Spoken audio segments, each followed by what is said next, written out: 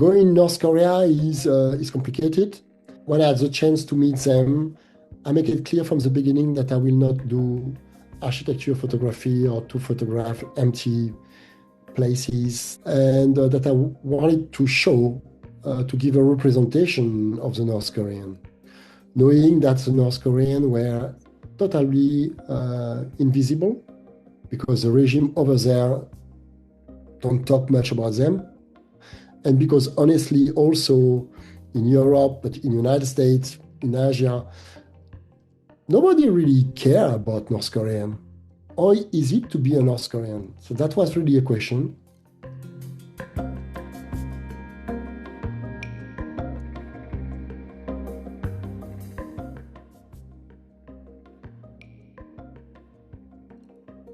For me, it was very interesting as a street photographer to take the technique from the studio in the street. And I try at the beginning to come closer probably to the first influence I had, which is like the icon, religious icon. It's not for the religious part of it, but for the iconographic style. So the visual is really straightforward.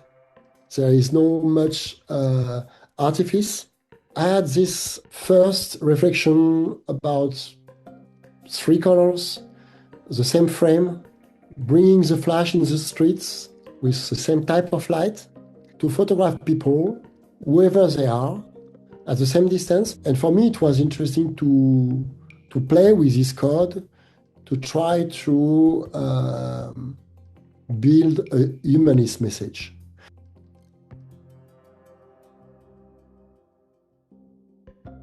I had long discussion to try to imagine or get the information of where I could go.